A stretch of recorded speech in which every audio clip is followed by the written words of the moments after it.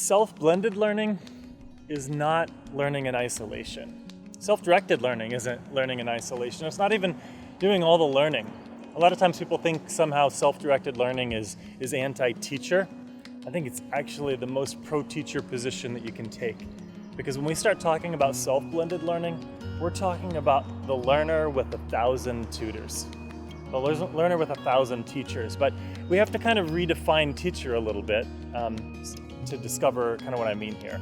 So a teacher is really any experience, any person, anything, any group that can help you learn. And if we define teacher that way, and we kind of imagine the possibilities for life and learning in a world like that, some pretty powerful things can happen.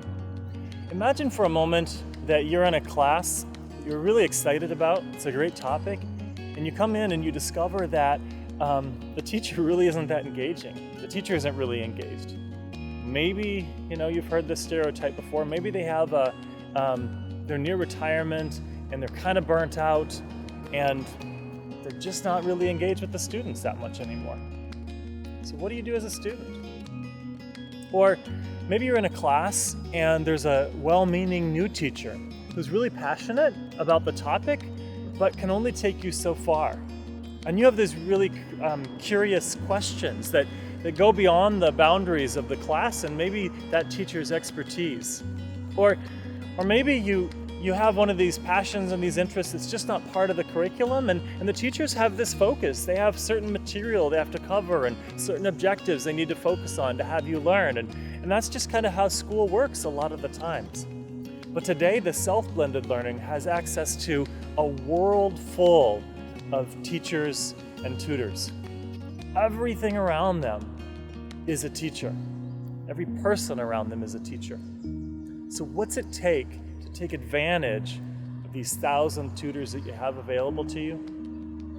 I'll suggest a couple of things. One is, if you've never really kind of thought about it this way, do an inventory of your own life. Think back about your childhood all the way to today, and just write out or type out who are all of the people that helped you learn something. Don't limit it to the people with a formal title of teacher or professor or anything like that. Just who helped you learn.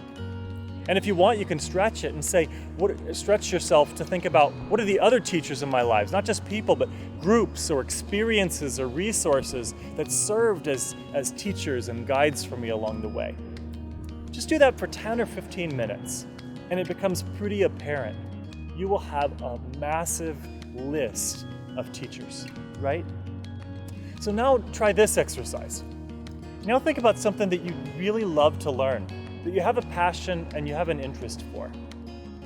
And now do a little bit of searching online or brainstorming and make a list of if you could learn about these things from anyone or anything in the world, what would it be?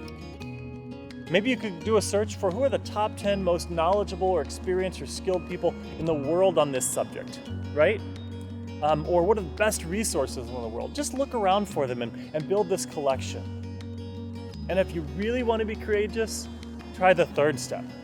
Actually reach out to some of those people. Tell them about your interest. Tell them about what you know and what you don't know. Share a few questions with them. Maybe ask if they'd be willing to connect with you in a Google Hangout or some kind of live chat, or if they're willing to interact with you via email.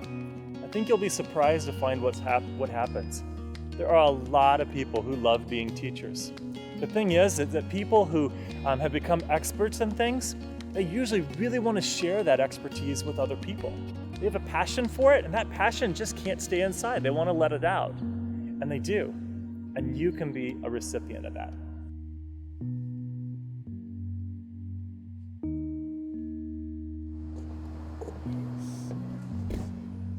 So we talked about the idea that the learner today has 1,000 tutors, really 1 million. So many resources available. And I challenge you to think a little bit about your own tutors, your own teachers in your life.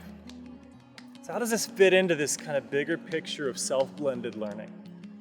I'm going to suggest that one of the most powerful ways to start to nurture self-blended learning in learners and to encourage them to take advantage of this connected world they find themselves in today is to help them build a personal learning network.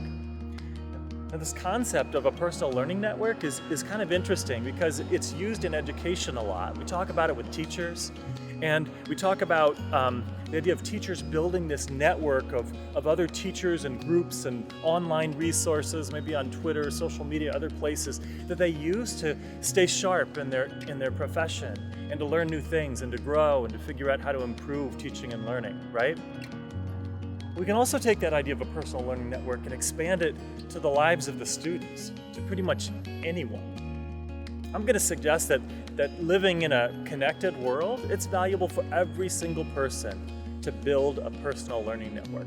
And you can do it even in kind of a formal way. Imagine taking your favorite mind mapping tool online, or you could even pull out a piece of paper or a poster and you can map it out, old school style. And you put in the circle, you, and you start to draw these different lines. And you describe the different people, the different sites and resources, the different communities that you connect to learn different things, to reach different goals in your life. Sometimes these connections are for encouragement, sometimes they're for new knowledge, for coaching, for guidance, for new insights, your go-to places. And you can build a really complex network if you even think about what you already use. It can pretty much involve anyone or anything in your life that you take advantage of or that you use, you connect with in order to learn something. So one thing that we can start to do is just think about what would happen if I challenged each learner, even in the most traditional classroom or school, each learner to start, when they come to the school, to start to build and map out their learning network. And they can get coaching from one another and from their mentors and their teachers and others to refine that network. Some things get removed and some things get added. It could even happen with the youngest children. Of course, you don't want to have children that are 3 or 4 wandering around on Twitter and every part of social media necessarily. Their network might be immediate family and friends, and they have that mapped out. And as they grow, they add to this network, and it becomes more and more complex. And building this kind of a network can be a powerful way to start thinking about what's available, these 1,000 tutors that I have available to me today. Here's another idea, another way that I've seen people do this, and it's a little more formal, and you might or might not be comfortable with this concept, but some people actually build like a personal board of directors around a specific project or mission or goal that they have in their life. Some do it just kind of in an ongoing way in their lives. But imagine if learners started to do the same thing. A board of directors is a group that can keep you focused and give you advice and tips and hold you accountable. Imagine if you establish some kind of goal or mission, and before you go on that mission, you have the task of building a board of directors.